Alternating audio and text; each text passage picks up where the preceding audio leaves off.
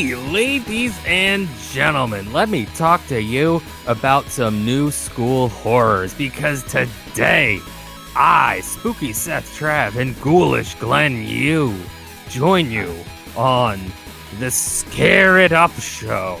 Ooh, spooky.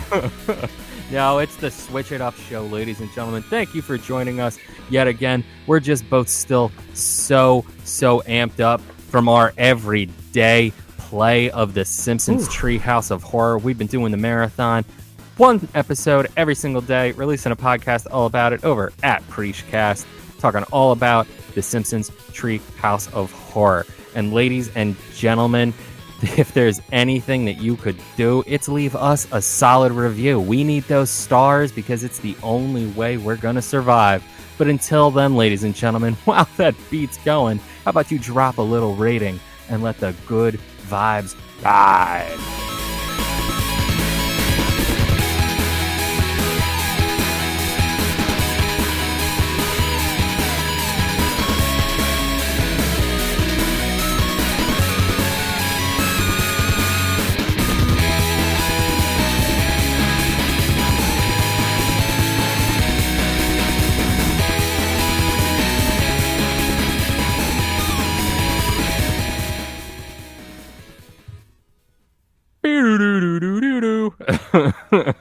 Every now and then I catch myself like actually going around and making like the noises. Yeah, to Anamanaguchi, because Nice. It's that good. It is.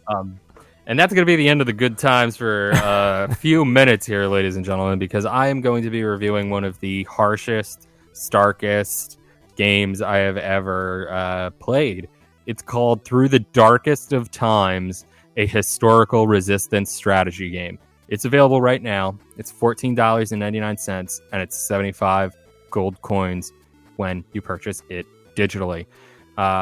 So in the first sentence, I think you're going to get a real good idea of the premise of this game. Berlin, January 1933. Adolf Hitler is chancellor. Do you get the idea yet?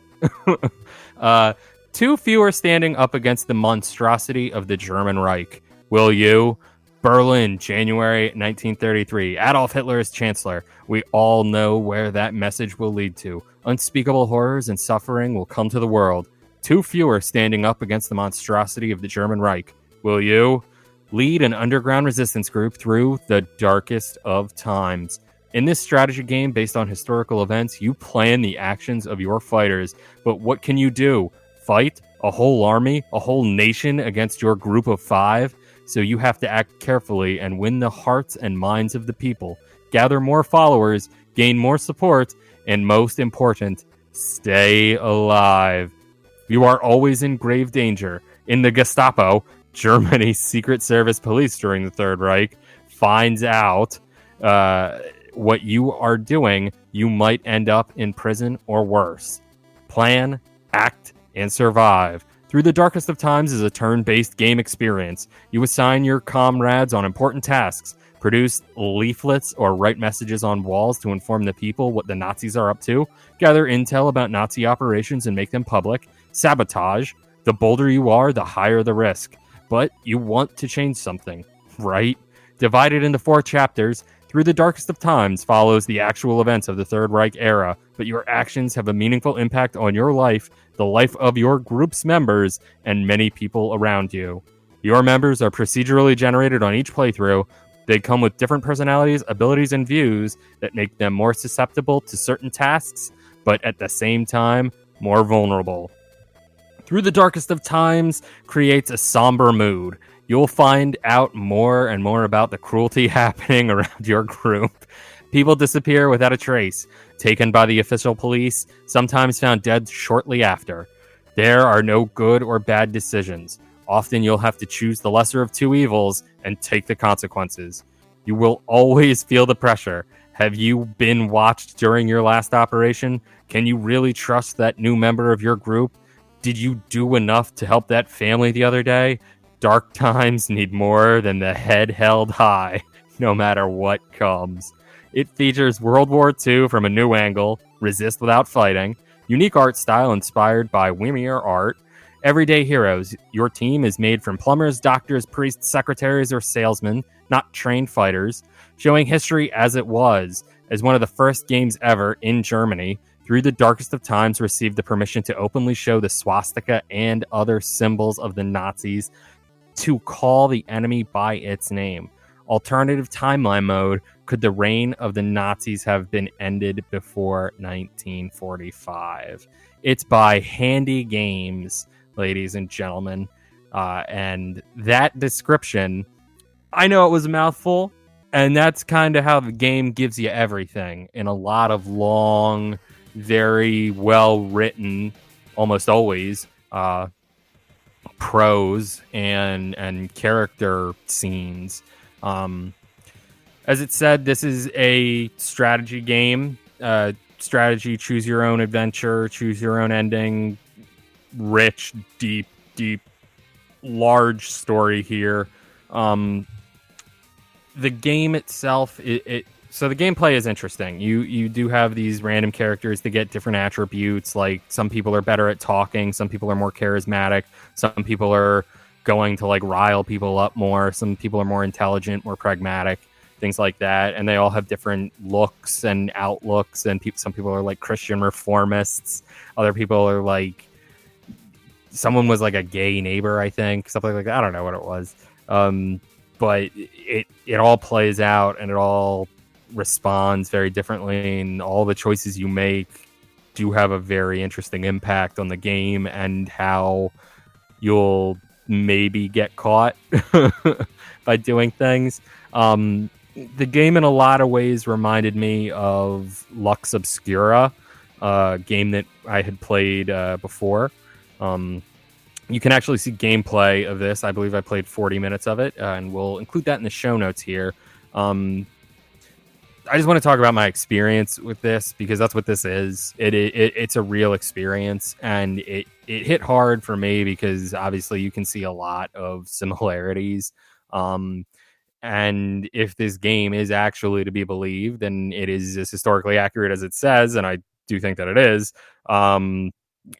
you will find that there are a lot more horrifying similarities to what's happening today in America. I don't know about your neck of the woods, but the US of A lot of awful things that are very similar to this are happening.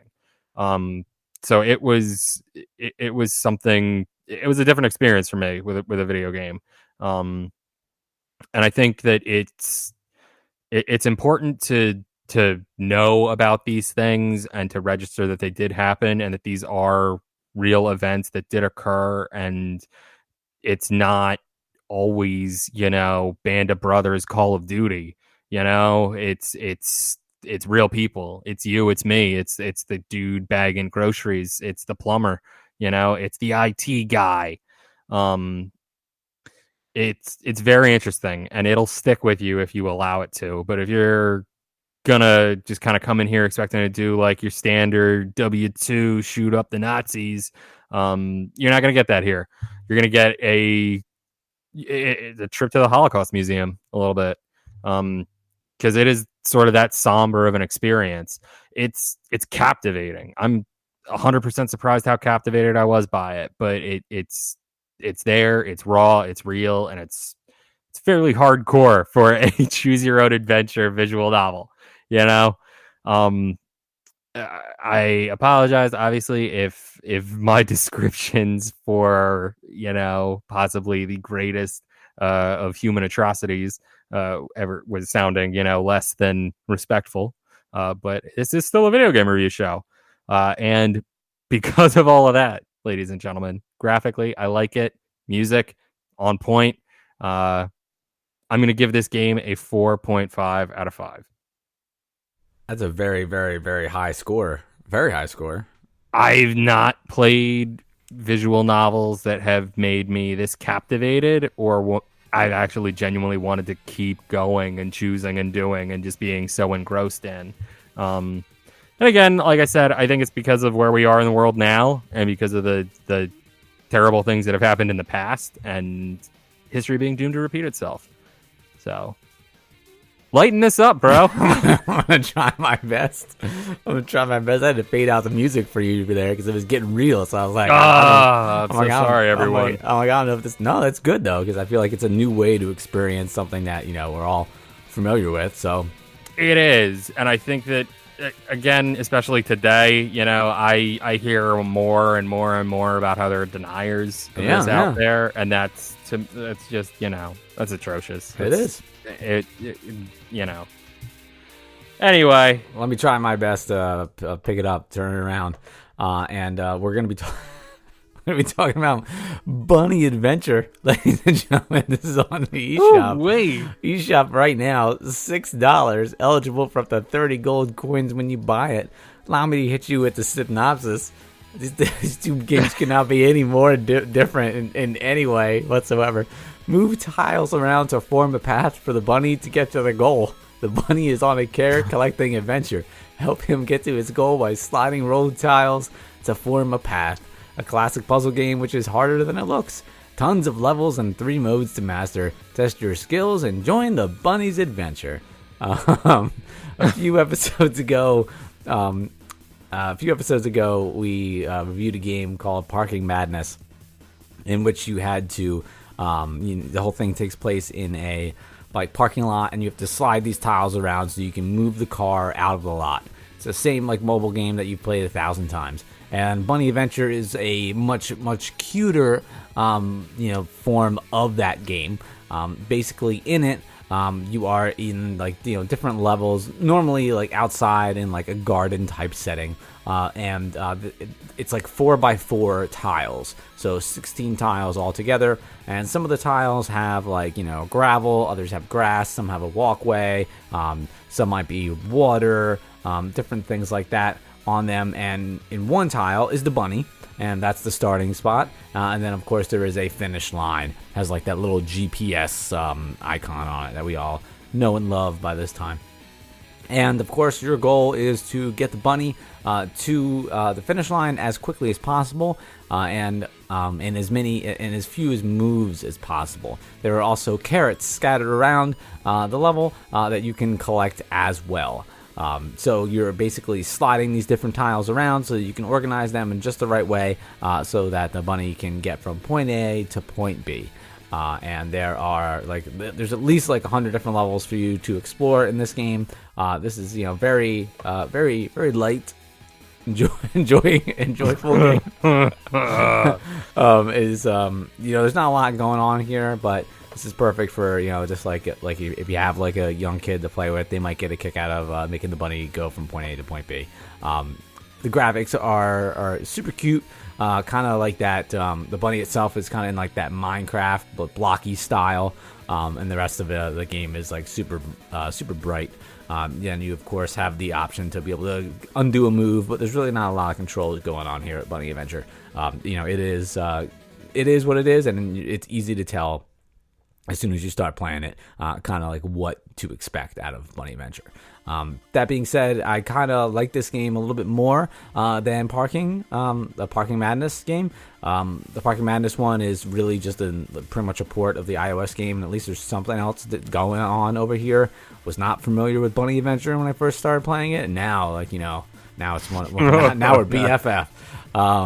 So if you're looking for a game kind of like Parking Madness, but much cheaper, this is only $6. I think Parking Madness was much more. I think it was 10 or something. It was wild. Then I'd recommend this to you. There's not really much going on here. So let's go ahead and give this a 3 out of 5. This doesn't do anything wrong. It's just isn't that memorable. That's the exact opposite of how memorable your game was. Oh my god. Yeah. How about it, man? Yeah, ladies and gentlemen, let us know what you think. Please go ahead, watch that footage of this game. Just because, if you want to see what I'm talking about, if you think you can deal with it, if you find it interesting, if you're a big history buff, if you like bunnies, check out the games. Let us know what you think. Get at us. We're at SwitchITUP over on Twitter. I am at SethTrev. He is at From the Crib. Remember, the only way we will stay alive is if you review so we can thrive. Ladies and gentlemen, I want to remind you that if any of this got boring, you can always switch it up.